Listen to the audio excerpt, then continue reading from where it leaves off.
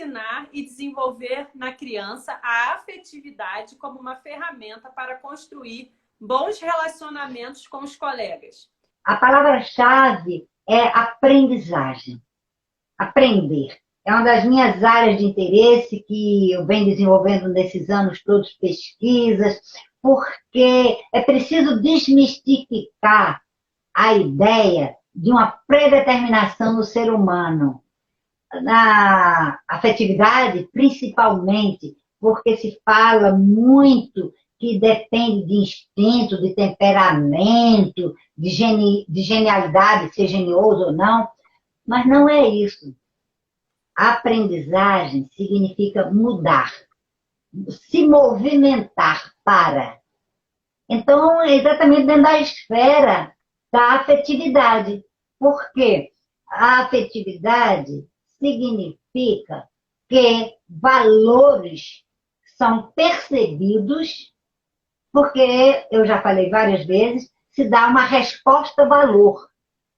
Normalmente se entende a afetividade com 3 pilares: a compaixão, o entusiasmo e o amor, que eu já falei, que é a principal forma. A afetividade está incluída no amor, o amor ultrapassa.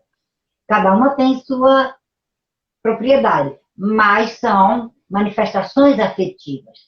Então, tudo isso se aprende.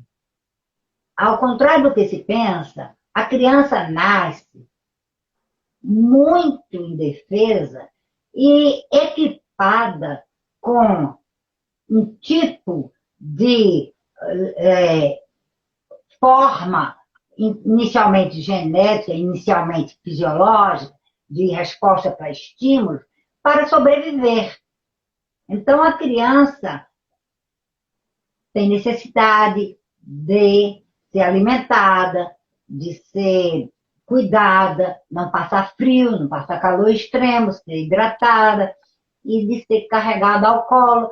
Mas não se pode considerar que isso é determinante. Eu repito a palavra de propósito. Por quê? A partir daí começa a tarefa dos pais. E logo em seguida, da pré-escola. Até hoje chama berçário para um tipo, outro é a creche. Outras pessoas vão encaminhar a criança. Então, a ideia central é que a aprendizagem se aprende. Desculpem, afetividade se aprende. Afetividade se aprende. A afetividade não é um carinho. Cuidado para não cairmos no sentimentalismo, no sentimentaloide, no meloso. Os sentimentos são importantes, mas os sentimentos não são os elementos de percepção. Há uma situação que eu gosto muito de exemplificar, quando a pessoa faz uma petição jurídica, segundo algumas leis, e começa com um sentimento de que vai dar certo. Então, isso não é afetividade. Esse sentimento é deslocado, é não genuíno.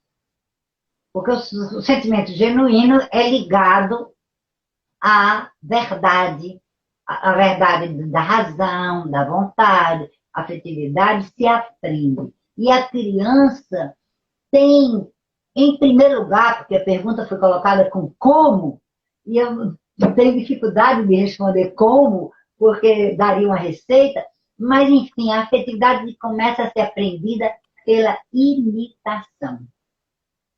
Em um ambiente frio, em que as pessoas não se valorizam, não se respeitam, não é aquela história de pegar o telefone o tempo todo e dizer, te amo, desliga o telefone, antes diz, te amo, isso virou uma moda. Isso não quer dizer afetividade, isso é um slogan, isso é uma frase feita. Isso é um vício de linguagem, quase. O que importa é ver a generosidade entre as pessoas, a renúncia. A renúncia é algo muito ligado à afetividade, porque a renúncia exige a racionalidade com a vontade, mas voltada para algo que objetivamente merece essa afetividade. Não é dizer assim, eu não vou comer esse bombom. Ora, se eu não comer, não é renúncia. É melhor para mim, porque eu não vou ter a caloria, não vou engordar. Então, não é essa a renúncia que eu estou falando. A renúncia do tempo para ficar com o bebê. Há muitos anos já começou uma história, que é uma desculpa, de que o que vale é a qualidade, não é a quantidade. E as pessoas se desculpam e se justificam porque não se sentam no chão com a criança, não leem uma história para a criança na hora dela ir para a cama. Enfim, estão sempre arranjando algum jeito de não estar com a criança. Então, a criança aprende isso. Aprende que é melhor estar distante do outro, em vez de aprender que é preciso solidificar a amizade pela presença. Então, o primeiro ponto que se fala é a imitação, e a imitação está na autenticidade da resposta afetiva que as pessoas dão. Não é uma resposta falsa. Inclusive, se estuda muito hoje a resposta retórica. Há pessoas que se inflamam e que parecem envolvidas e envolvendo a afetividade, mas apenas estão com algo que é vazio. São palavras ocas. Então, a afetividade é algo tão complexo que há muitas distorções, há muitos erros, há muitas manifestações falsas e que nós vamos engolindo. Nós vamos caminhando para a falsa vida afetiva e, na realidade, estamos cristalizando uma secura de vida. Então, a criança precisa observar para poder imitar. Ela tem as sensações, começa a ter as percepções. Mais ou menos por volta de 7, 8 anos, que começa a raciocinar, com raríssimas exceções antes, ela começa a compreender melhor, compreender uma explicação. Eu faço isso, mas eu amo você, mas você precisa que eu diga para você e dormir agora. Por exemplo, criança de 7, 8 anos não gosta de tomar banho. Não quer interromper a brincadeira. Então, ela tem que entender que ainda assim ela é amada quando alguém obriga que ela vá tomar banho. Sempre essa divisão quando as pessoas conversam comigo, me consultam. Mas como eu posso afetivamente fazer que vai tomar banho? Afetivamente na firmeza, na coerência, que é o segundo ponto. A criança entende e imita e entende a coerência.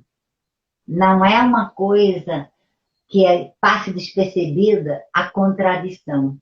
Alguém, quando está de bom humor, se teve um bom dia de trabalho, de noite dá uma atenção à criança. Se chega mal-humorado, não se realizou aquilo, ou teve um problema de trânsito, mínimo, evita a criança. Os pais que vivem nessa corda bamba estão levando a uma aprendizagem errônea. E aí começa a chantagem. A criança entra na birra, ou entra na defesa, ela quer comprar a afetividade do adulto. E no caso eu estou falando de pais, porque a educação também é, e também não, principalmente e inicial, e é o primeiro amor, é a família. Quando eu coloco afetividade e educação, não quer dizer escolarização. Mas passamos também para professores. Há professores que estudam metodologias, práticas, mas que não viram no seu curso de graduação filosofia da educação, sociologia da educação, história da educação e psicologia da educação. Infelizmente, há esses cursos. É preciso ter muito cuidado com o currículo da graduação. Então, a pessoa procura por si mesma, porque as práticas são vazias. O fundamento que a pessoa sabe, entende e faz a sua adesão é que se revela na sua prática. Aliás, como nós estamos entre amigos, cuidado com aquela frase que diz na prática a teoria é outra. Isso é muito errado. Na prática a teoria se manifesta. Se não há um fundamento teórico, cada vez a prática sai disparatada, sai controversa. É uma prática aos bombotões, aos tropeços. E a criança entende rapidamente que o professor não sabe o que está fazendo. Que um dia aplica um método que está na moda, ou uma forma, um jogo, alguma coisa, porque eles disseram, mas na verdade ela não criou o vínculo de amor com os alunos. Isso é muito interessante, porque eu tenho enfatizado e fiz umas pesquisas, e o mês passado eu apresentei lá nesse grupo da Áustria, as pessoas ficaram um pouco assim, atônitas, porque eu insisti no vínculo de amor que mestres, professores têm que ter com os alunos e vice-versa. E nem sempre isso é trazido à tona. Então, eu sintetizo essa resposta dizendo que se aprende no meio em que se vive, na família e na escola, pela imitação, pela percepção de pessoas que vivem a afetividade e não a incoerência. Qual a importância desse sucesso na infância para a aplicação no futuro como adulto, no ambiente de trabalho?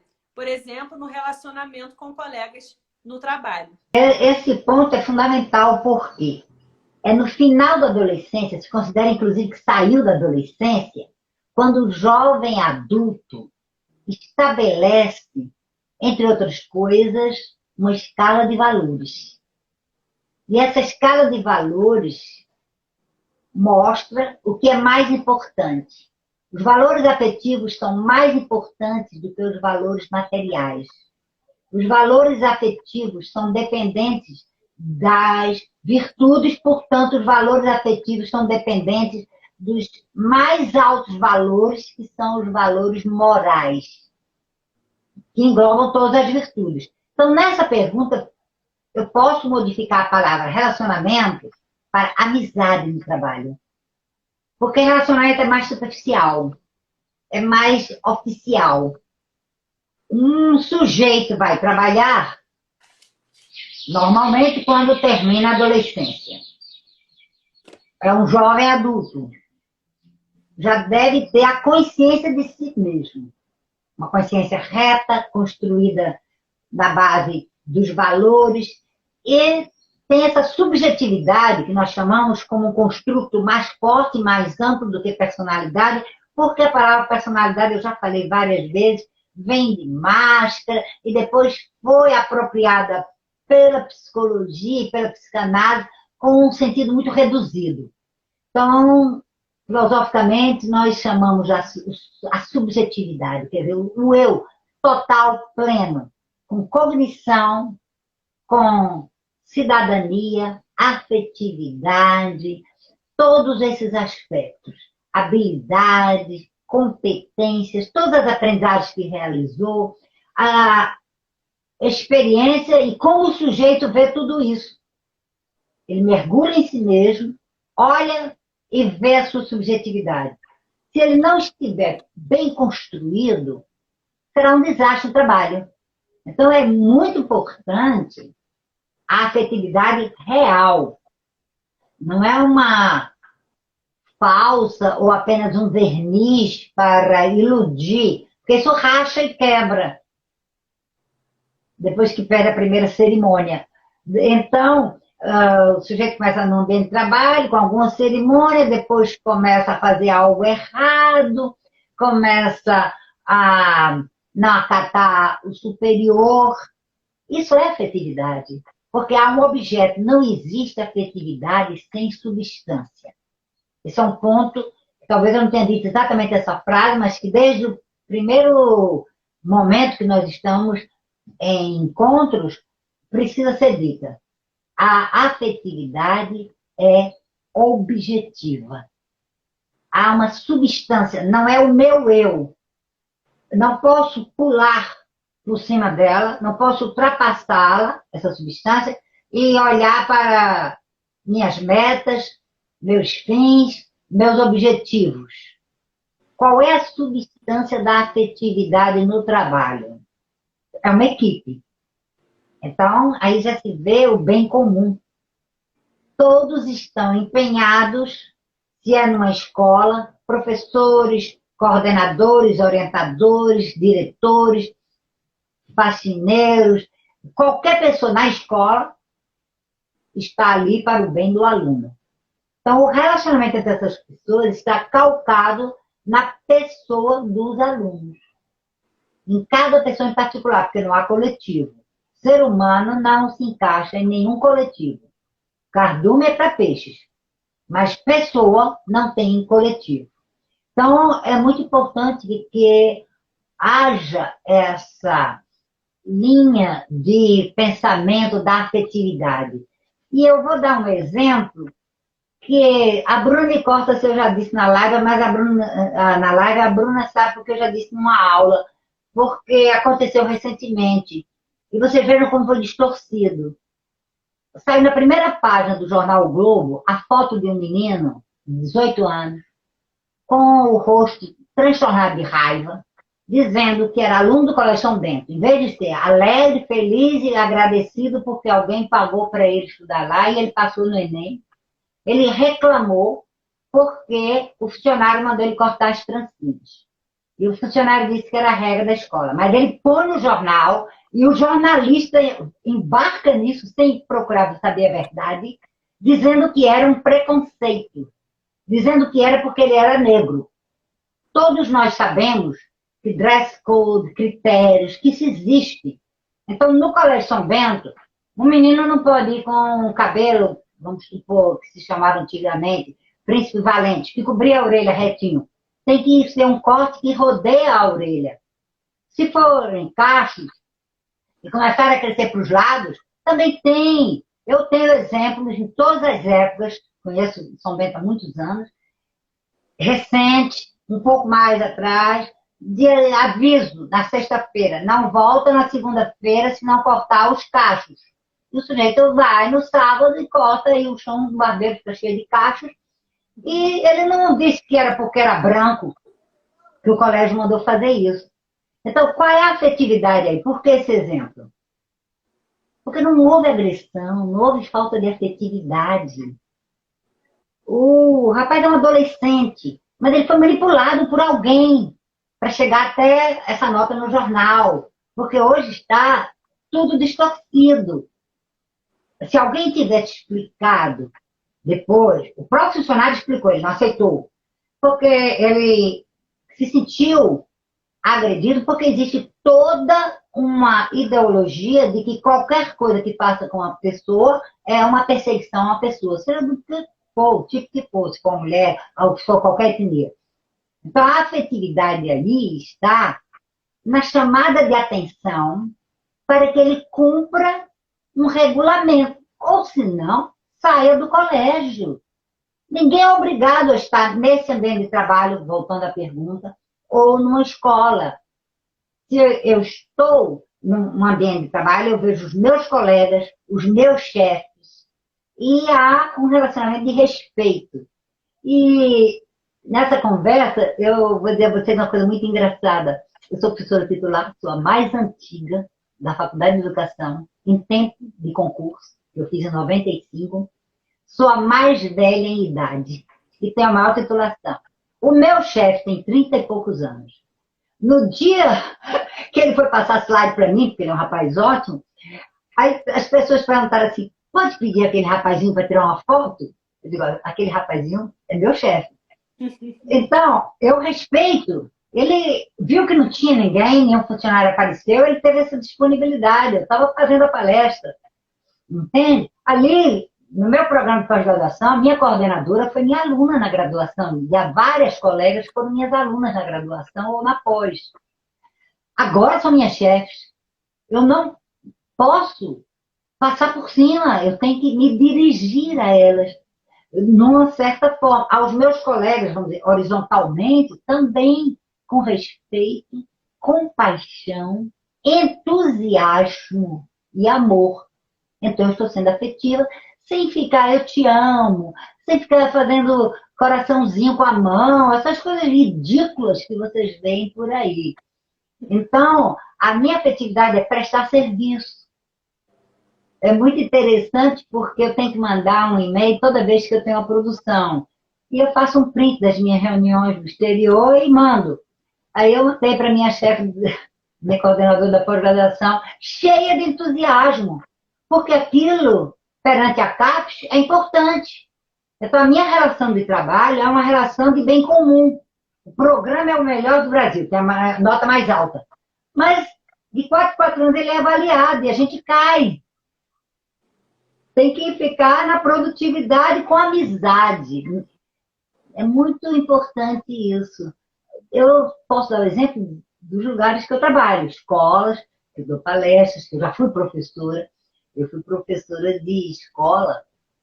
No tempo em que o professor entrava, todos os alunos se levantavam.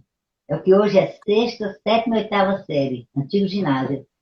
E não era falta de afetividade, que era assim, silêncio absoluto, porque a afetividade estava exatamente no respeito ao que estava me fazendo a pergunta ou a explicação que eu estava dando.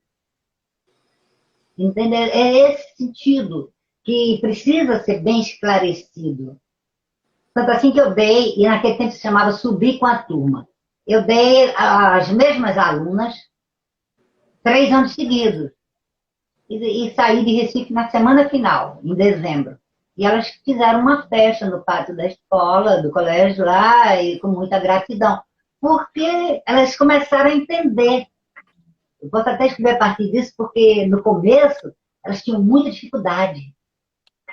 Nenhuma aula era sem dever de casa, elas tinham que ter 2 cadernos. Me davam um que eu levava com os dias, outro que elas tinham que levar. Era muita tarefa, tinha que falar só em inglês na sala, eu só falava em inglês.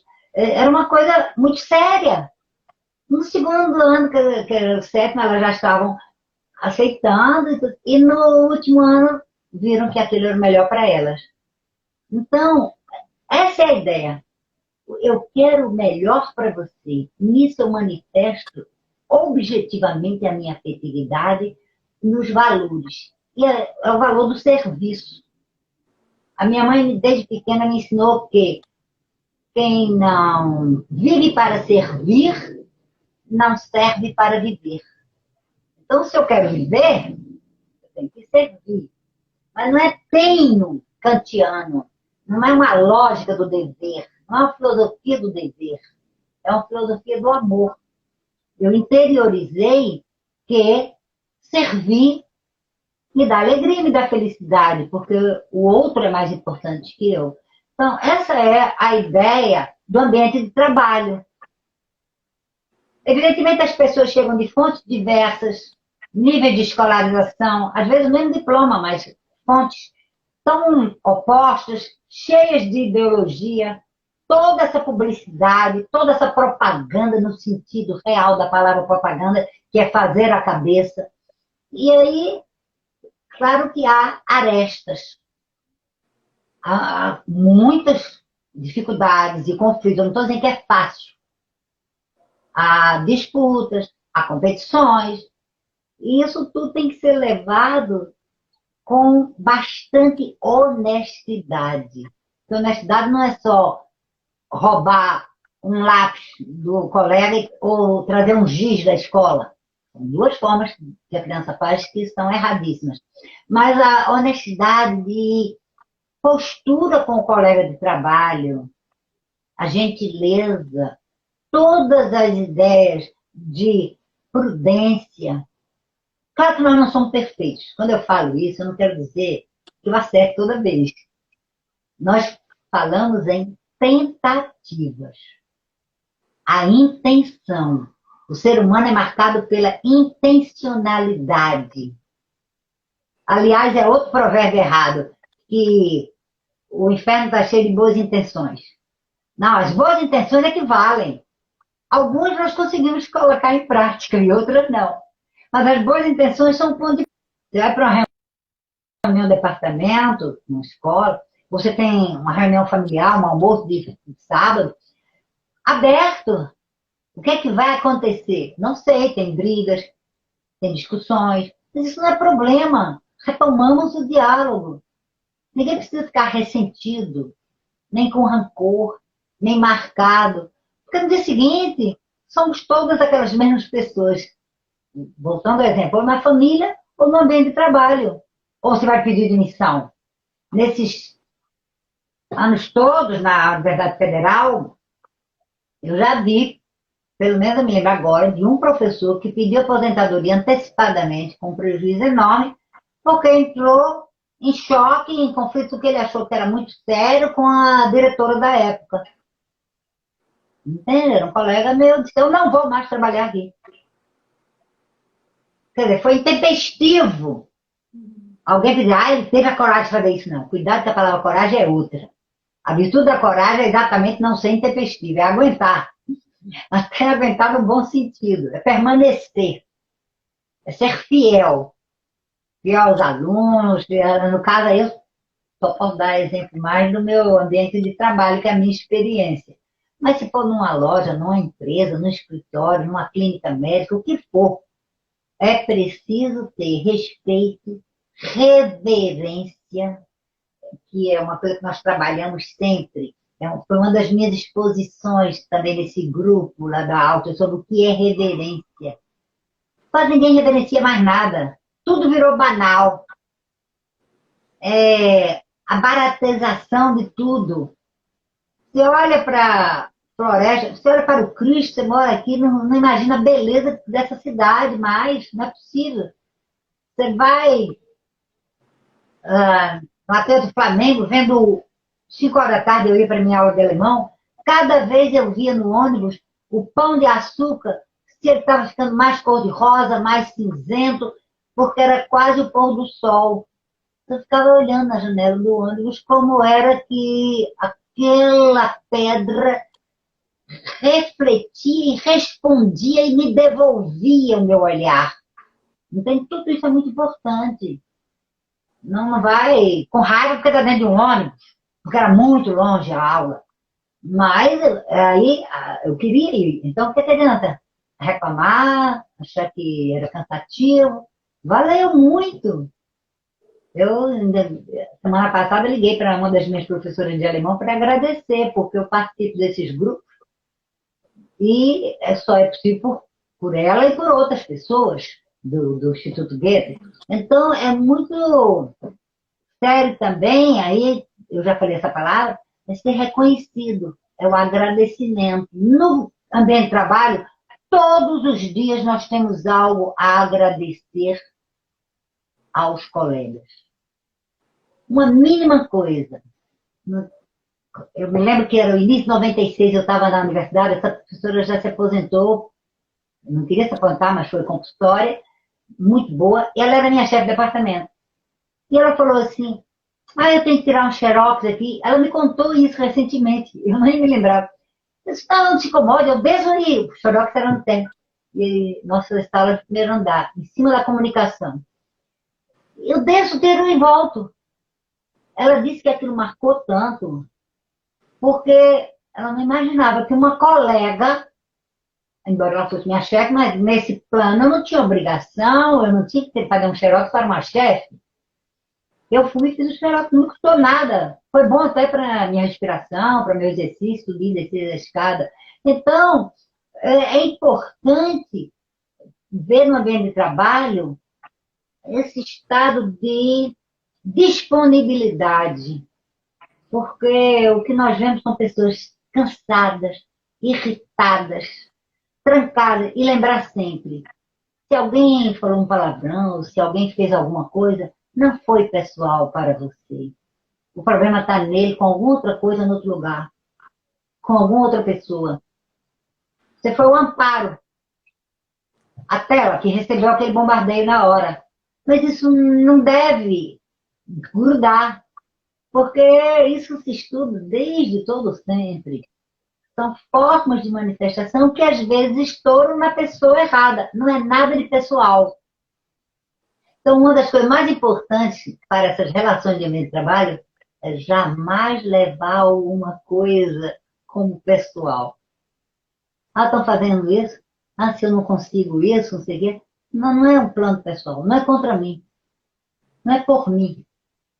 É algum outro problema, é alguma outra origem. Então, eu quero agradecer também, porque todos que estão aqui estão gastando o seu tempo, já é uma relação de afetividade.